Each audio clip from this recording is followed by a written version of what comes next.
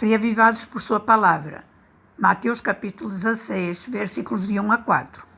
Título: Um sinal do céu pedido pelos fariseus e saduceus. Andando Jesus no território de Magadã, como mostra o verso final do capítulo 15, foi abordado pelos fariseus e saduceus. Estes lhe pediram um sinal no céu, com o intuito de o pegar na contradição de suas tradições e costumes.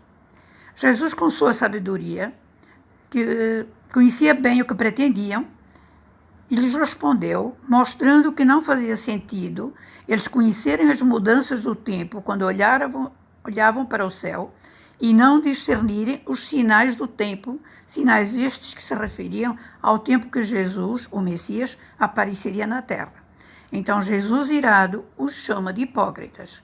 No verso 4, Jesus chama aquela geração de má e adúltera, recusa qualquer sinal, senão o do profeta Jonas, e retira-se. O sinal de Jonas se refere à profecia sobre Jesus e ao arrependimento e misericórdia. Livro de Mateus, o capítulo 16, versículos de 5 a 12. Título: O fermento dos fariseus e saduceus. O versículo 1 nos diz que Jesus e seus discípulos passaram para o outro lado e esqueceram de levar o pão. No versículo 6, Jesus adverte seus discípulos para terem cuidado com o fermento dos fariseus e saduceus. Este fermento significava a doutrina destes. Mas os discípulos não entenderam e acharam que o fermento se referia ao pão esquecido. Então Jesus, percebendo a confusão deles, lhes diz: Por que arrazoais entre vós, homens de pequena fé, sobre o não terdes pão? No verso 9, Jesus faz com que eles relembrem os milagres de multiplicação dos pães aos quais eles tinham assistido. Deus não havia faltado com nada, tinha provido tudo. Não haveria que temer a falta de alimento. Versículo 12. Então compreenderam os discípulos que Jesus não dissera que guardassem do fermento do pão, mas sim se afastassem da doutrina dos fariseus. Mateus 16, versículo 21 a 28. Título: Jesus prediz sua morte e ressurreição. Versículo 21. Desde então, Jesus começa a anunciar o tempo da paixão, ou seja, do sofrimento, da sua morte e ressurreição.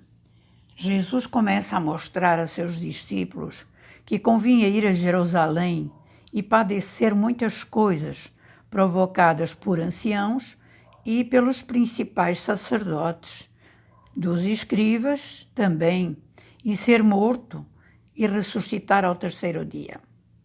Verso 22.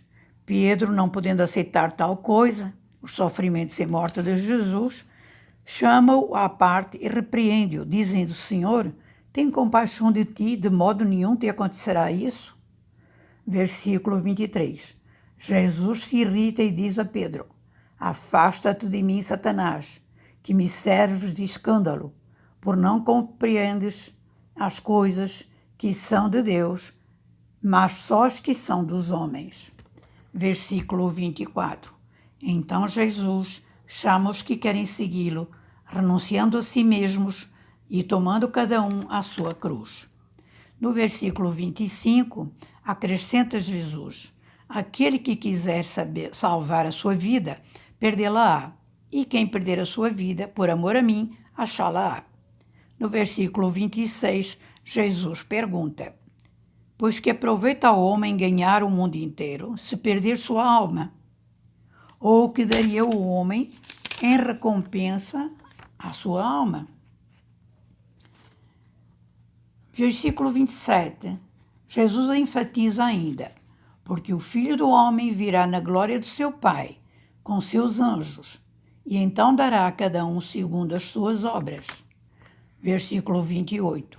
Jesus encerra sua fala dizendo: Em verdade vos digo, que alguns há, dos que aqui estão, que não provarão a morte, ou seja, a segunda morte, até que vejam vir o Filho do Homem no seu reino.